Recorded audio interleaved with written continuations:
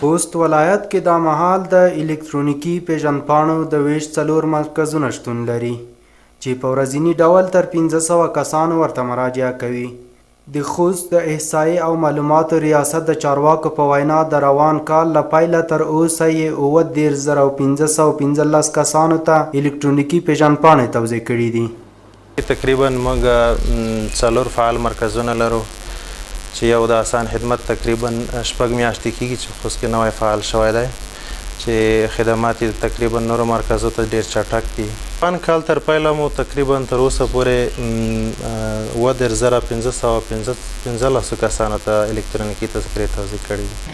دا د خوست ولایت مقام تر څیرمه د آسان خدمت څانګه ده چیرته چې زیات شمیر کسان د الکترونیکي پیژندپاڼو ترڅنګ د ماشومانو د زیږون کارتونو د ترلاسه کولو لپاره راځي. خلک د یاد مرکز له کړنو څخه خوښ بریښي او لرې پرتو سیمو ته د یادو مرکزونو د پراختیا غوښتنه کوي.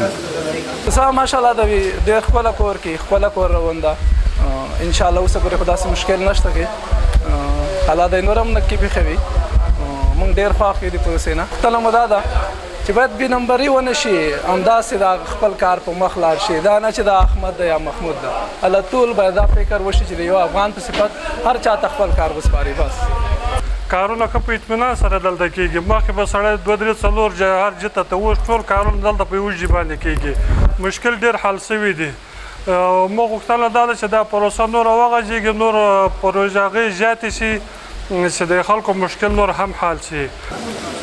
ورته مهال چارواکي بیا خپلو امکاناتو او د خلکو اړتیاوو ته په کتو د دغه مرکزونو د پراختیا ډاډ ورکوي.